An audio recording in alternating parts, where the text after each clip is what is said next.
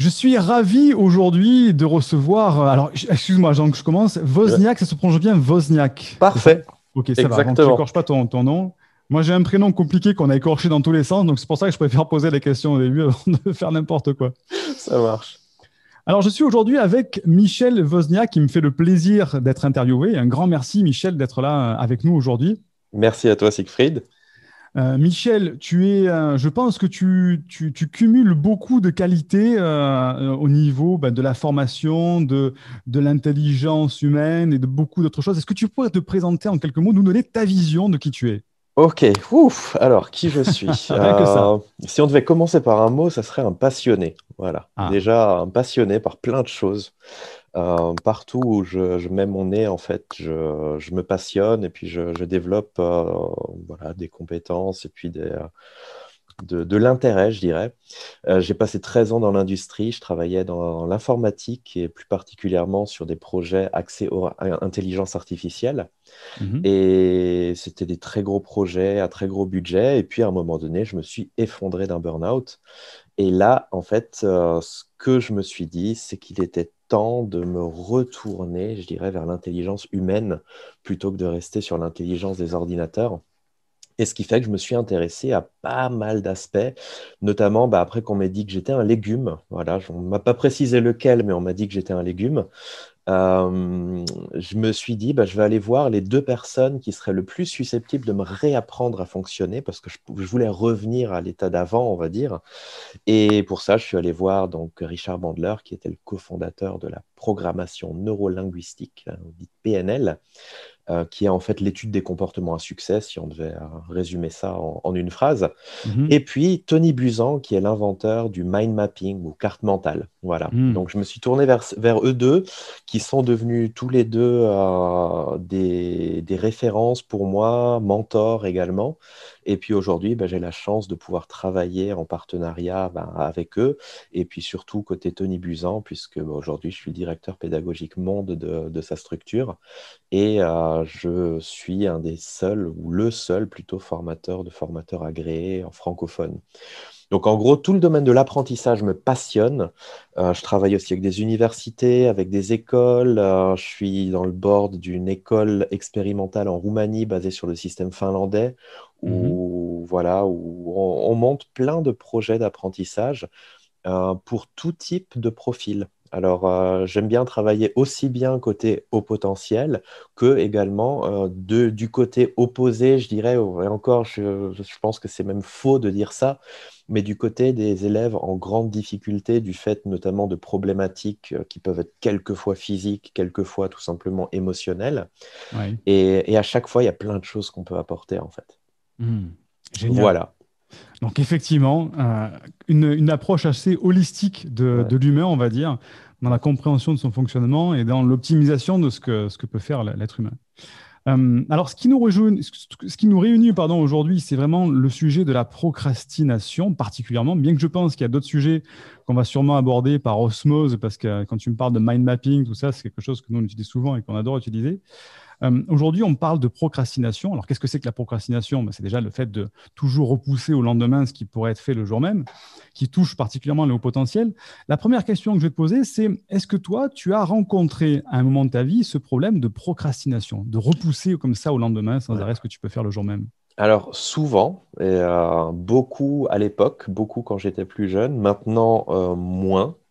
Mais en fait, ça s'est travaillé, en fait. C'est quelque chose que j'ai dû travailler parce que je pense que dans mon cas, c'était une habitude que j'avais dans le sens où c'était très récurrent.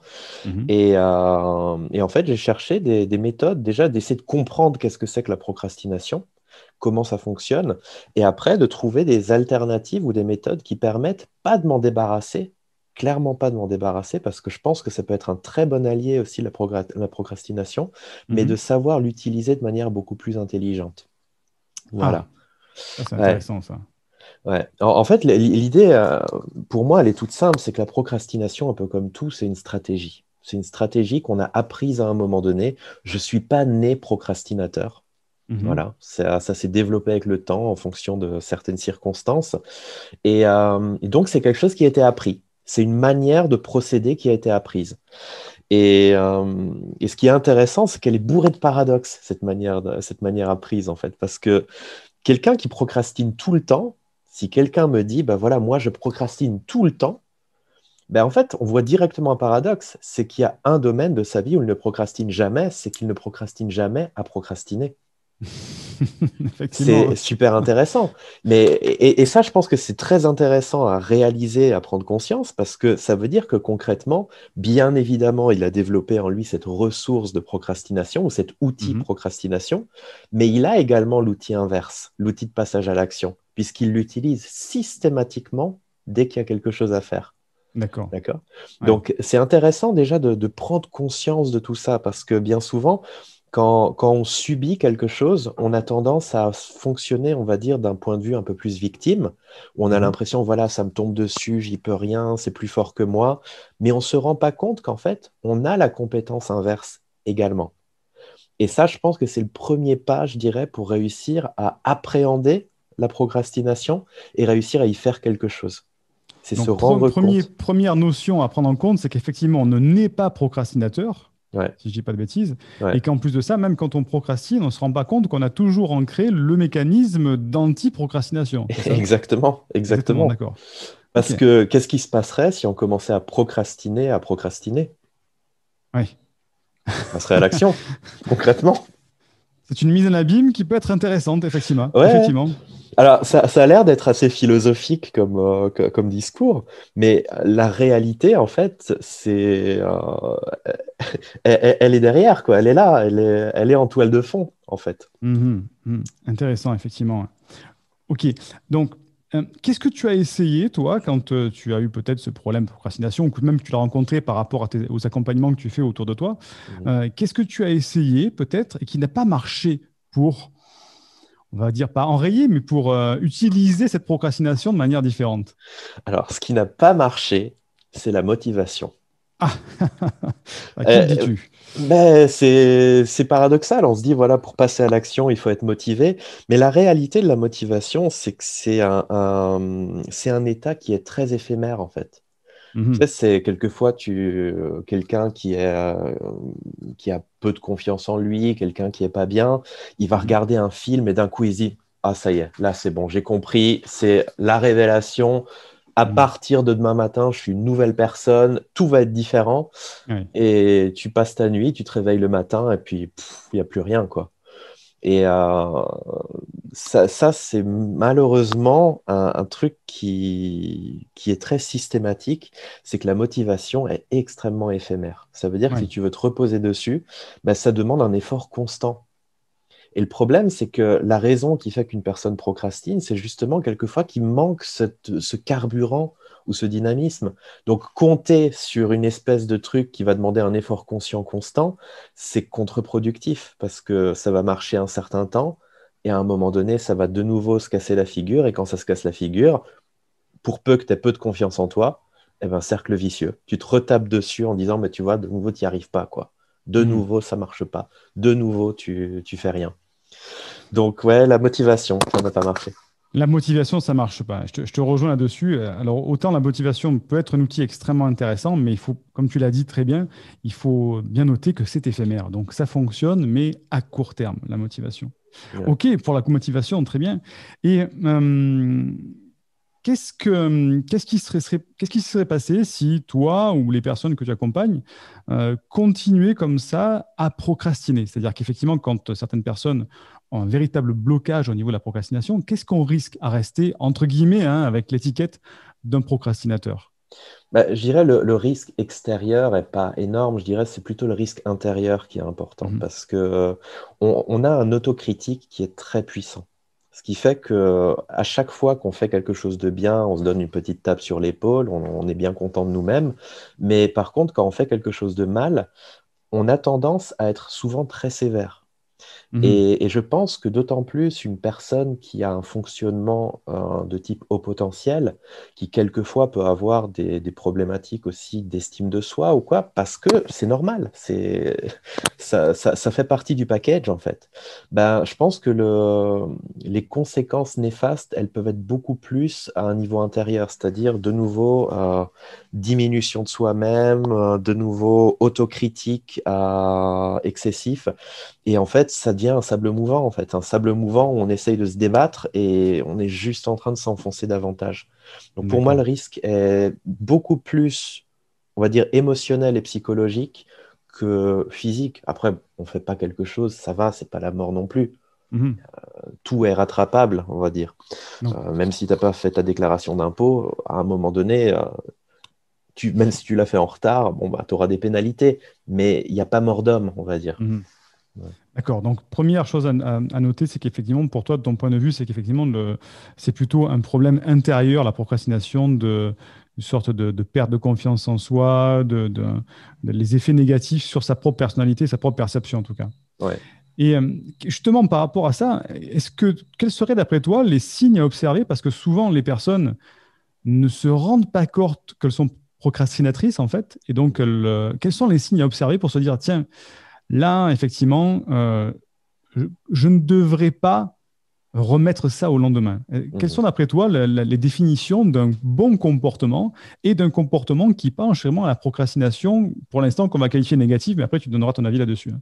Bah, je peux t'illustrer avec un exemple. Quand je suis dans des moments de procrastination, par exemple, je reçois un mail Mhm. et je vais me noter de répondre à ce mail plus tard. Mhm. D'accord?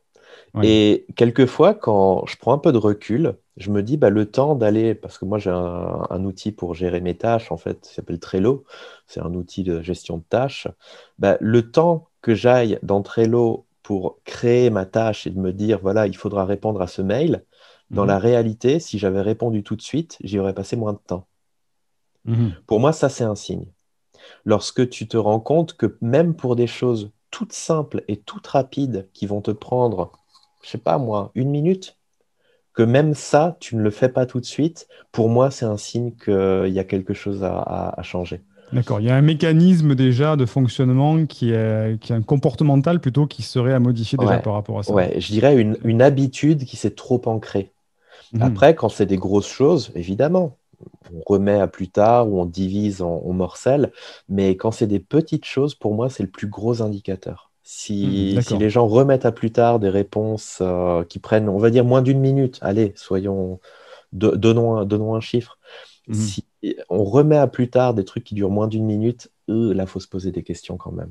D'accord.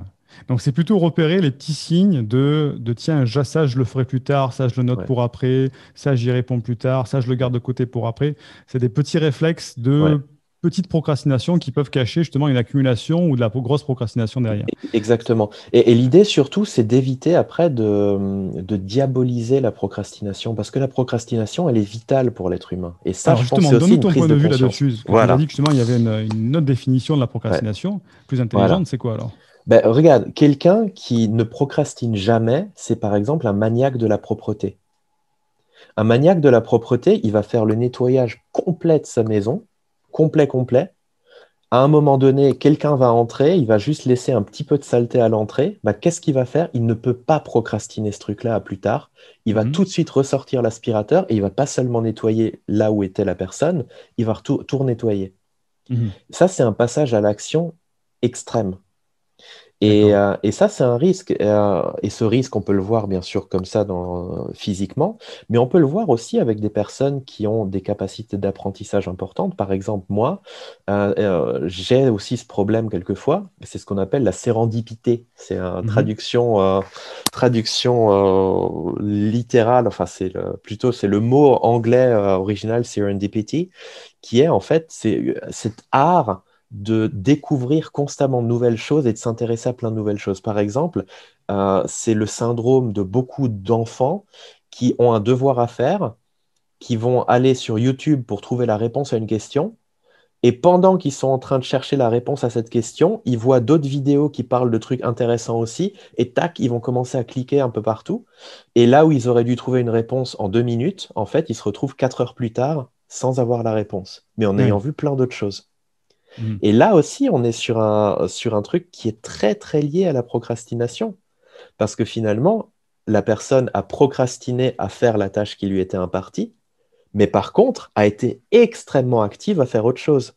Mhm. Donc, on retrouve de nouveau ce paradoxe, tu vois, c'est que dans toute procrastination, à moins que la personne vraiment même décide de ne rien faire absolument, il y a un passage à l'action quand même.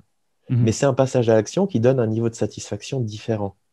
Donne D'accord, en je fait, comprends. voilà, qui donne un résultat différent. Et c'est pour ça, je pense qu'il y a une prise de conscience fondamentale à faire par rapport à la procrastination. Déjà, de une, que c'est pas un ennemi. De Mhm. deux, que c'est une stratégie. Mhm. De trois, que ben, comme toute stratégie, on peut la changer, on peut la transformer. Et que une fois qu'on a ça, ben, la question, c'est de se dire ben, comment est-ce que je peux faire évoluer tout ça? Comment est-ce que je peux le changer? Et c'est là que ça va devenir intéressant. Ah, alors justement, comment fait-on évoluer tout ça? Parce que là, on a bien défini à peu près ce que c'était que la Ouais. procrastination, les subtilités de la procrastination. Effectivement, la procrastination, c'est pas uniquement que du négatif, mais ça peut être aussi une stratégie. Mhm. Maintenant, voilà, quelle est ton approche par rapport à ça, ton point de vue sur la procrastination pour en faire, pour transformer justement ce comportement-là de manière positive? Ben, déjà, c'est d'apprendre à apprécier les moments de procrastination. Par exemple, quand tu es en vacances, tu es en mode procrastination totale. Et Mhm, c'est agréable. C'est agréable de se dire, allez, j'ai rien à faire aujourd'hui. J'ai juste rien à faire. Si, aller me dorer au soleil et puis aller au bord de la piscine. mhm. Voilà. On est en mode procrastination totale. Même s'il y a un truc à faire à la maison, on sait que, allez, faut, je sais pas, moi, faut aller réparer un muret ou quoi. On s'en Oui, ça passe plus fiche. tard. Voilà, ça passe plus tard. Et c'est super agréable et c'est super bon parce que ça permet au cerveau aussi de se reposer. Et je pense que c'est une des raisons aussi qui fait qu'un cerveau au potentiel se sert beaucoup de la procrastination, c'est que ça carbure à toute vitesse à l'intérieur. Et le Mhm. cerveau, il a besoin de se reposer. Et la procrastination, c'est un bon outil pour le faire. Maintenant, comme tous les outils, il faut l'utiliser correctement. Et pour ça, justement, pour moi, ça passe déjà par ces prises de conscience. D'accord? Mhm. Premièrement, se rendre compte que c'est pas mauvais, parce qu'on sait très bien, hein, dès que tu diabolises quelque chose, ben, qu'est-ce qui va se passer? Il y a un effet antagoniste qui va se Mhm. produire. Dès que tu luttes contre quelque chose, à un moment donné, tu vas en fait te focaliser trop dessus et on fabrique davantage de ce sur quoi on se focalise. C'est Oui, c'est oui. normal, tu vois. Mhm. Celui qui a peur des araignées, il va voir des araignées partout, il va en créer là où il n'y en a pas. Oui, Donc la exactement. Ouais. procrastination, c'est pareil. Si tu diabolises ce truc-là, tu vas en voir partout, même là où c'est normal.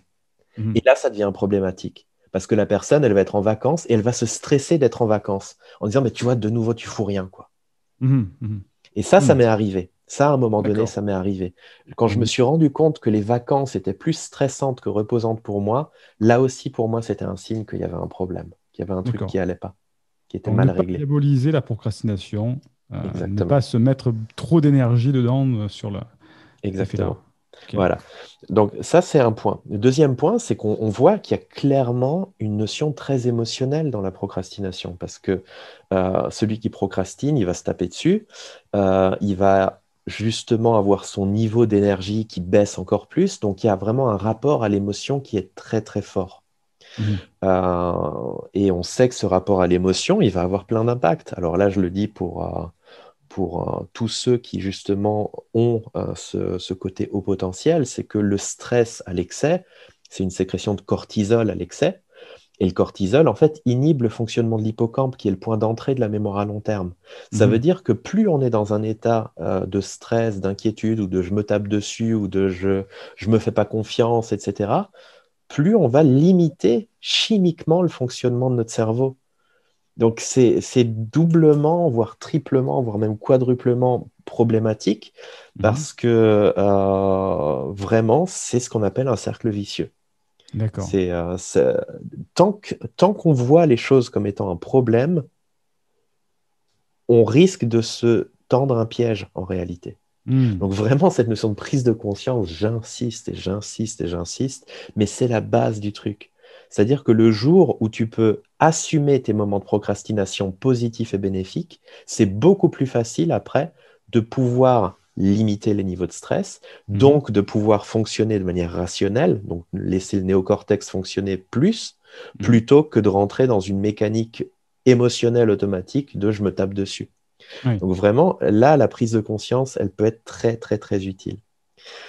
Alors, là, on arrive sur un autre débat, c'est est-ce que on peut avoir rationnellement un impact au niveau des émotions?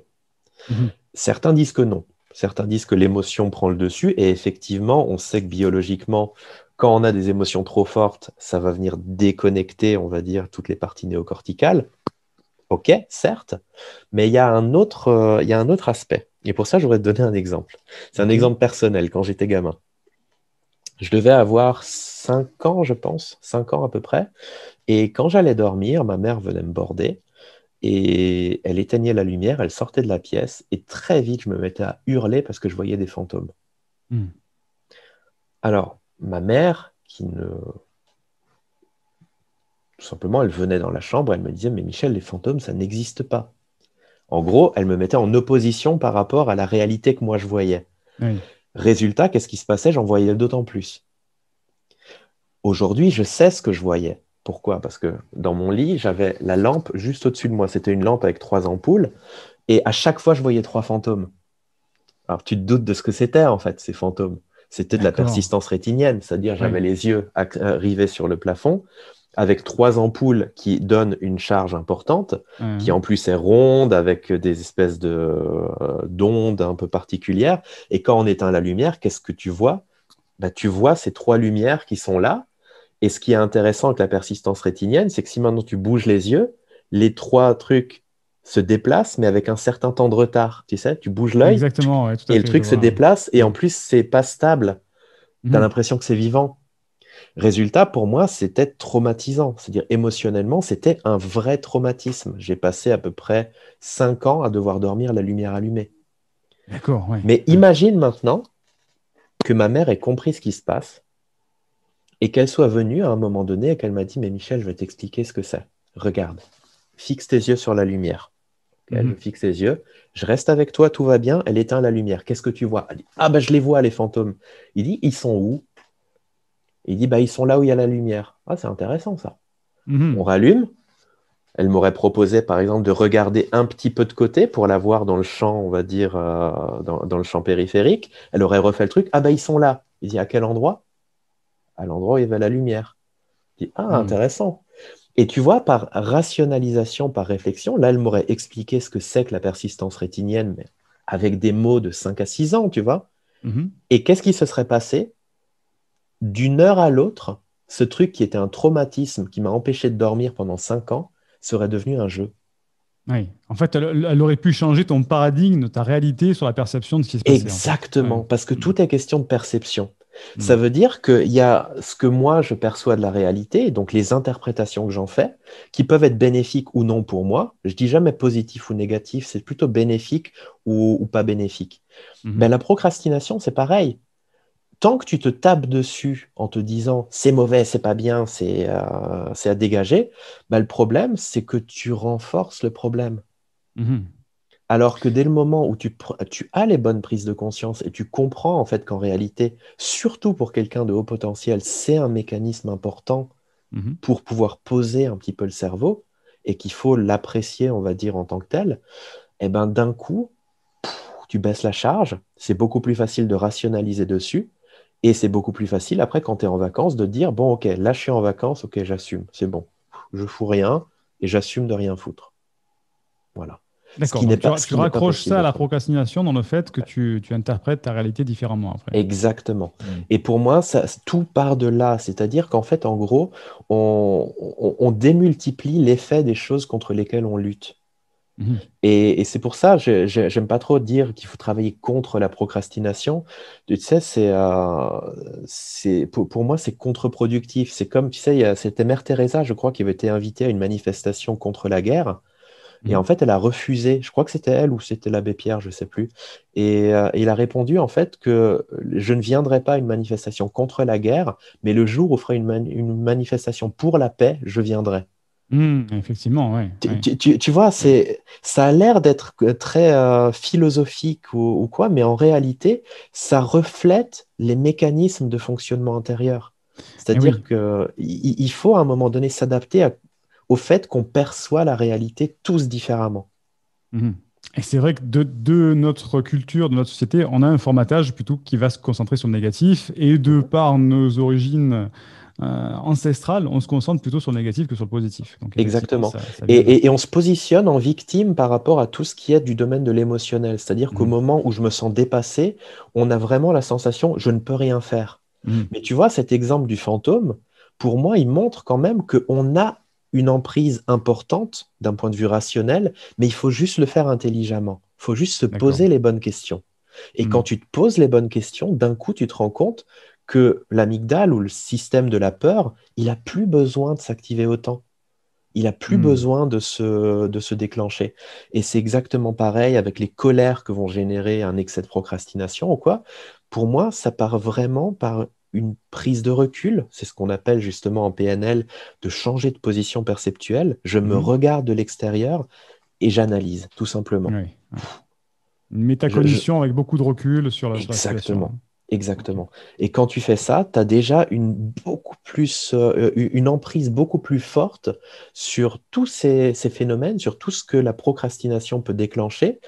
Et au fur et à mesure, comme tu baisses les niveaux d'émotion, tu baisses les niveaux de stress, ben, tu vois que le cercle vicieux, d'un coup, peut devenir cercle vertueux.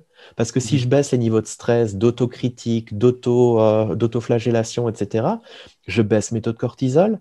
Résultat, je vais favoriser le travail de l'hippocampe, je vais favoriser mon apprentissage à long terme, je vais beaucoup plus facilement alors ancrer ces nouvelles attitudes par rapport à la procrastination. C'est pour ça, je pense que la procrastination, c'est juste, on va dire, le prétexte. Le vrai problème, il est beaucoup plus en amont, il est beaucoup plus en recul. Et il est lié à nos croyances limitantes, il est lié à nos peurs, et il est Mhm. lié aussi à l'incompréhension qu'on peut avoir de certains phénomènes. D'accord. Et par extension, tu peux le voir aussi, hein, quand tu as une personne qui va être déclarée bipolaire, on considère que c'est une maladie, Mhm. c'est grave, mais pourtant, quand tu regardes ceux qui ont réussi à en faire quelque chose, comme des acteurs, Jim Carrey par exemple, Mhm. bipolaire, Mhm. mais il en a fait quelque chose de fantastique. Oui. Il en a fait, ça a fait de lui un des meilleurs acteurs en fait qui arrive à recréer à peu près n'importe quel état émotionnel à la commande. Mhm. Mais il en a fait une force. Ça n'empêche qu'il a aussi les impacts négatifs, c'est-à-dire une fois c'est arrivé dans un avion où il a piqué une crise pendant le décollage. Mais ce qui est drôle, c'est que normalement, qu'est-ce qu'on ferait si quelqu'un pète un câble dans un avion en plein décollage? On ferait réatterrir l'avion, on ferait interner la personne. Mhm. Sauf que Oui. là, comme c'était Jim Carrey, tout le monde s'est mis à applaudir. Tu vois la différence? C'est que Oui. c'est le même problème, mais Avec simplement une la perception perception, différente, ouais. voilà, la Mhm. perception qu'on en a change tout. Et c'est pour ça, je pense d'autant plus pour quelqu'un qui a un haut potentiel, quand il est baigné dans toutes ces émotions négatives qui le saturent en cortisol, en fait, c'est comme s'il avait un moteur de Formule 1, mais en Mhm. fait, qui soit bloqué en première. Et Mhm. c'est dommage, parce que finalement, c'est frustrant. Le Ouais. pilote qui est dans sa Formule 1, qui est bloqué en première, évidemment, il va être frustré. Évidemment, il aura pas envie de rouler. T'as Ouais, pas bien sûr. envie de rouler sur une piste à 30 km/h. Résultat, ben, il va pas agir. Il va s'arrêter, il va procrastiner. C'est le même Mhm. principe. Tu as un cerveau qui est un moteur de Formule 1, mais à cause de tous ces éléments contextuels et de tes interprétations et de tes représentations, en fait, tu es bloqué en première. Et résultat, c'est frustrant, c'est énervant, c'est démotivant. Ah, toutes Et les émotions négatives qui viennent s'accumuler par rapport à ça. Donc, en fait, ce que ouais, tu me dis, c'est qu'en fait, il vaudrait mieux se positionner dans un nouveau paradigme, une sorte de reframing, un décalage de la c'est ça. perception sur la procrastination Ouais. pour essayer de la voir de manière différente et l'utiliser de manière beaucoup plus positive. C'est ça? Ouais. Et Ok. c'est pour ça, moi, quand j'ai des moments de repos, par exemple en vacances ou même en week-end ou quoi, vraiment consciemment, je me dis, allez, là, je vais passer une journée à rien faire. Mhm. Et je me le dis consciemment et je me dis, OK, comment je peux profiter au maximum de cette journée où je fais rien? Mhm. Et tu vois, c'est à force de prendre conscience de ça, je dédramatise complètement ce truc-là et je peux profiter de ma journée. Je Ok. termine ma journée en étant bien, en étant reposé.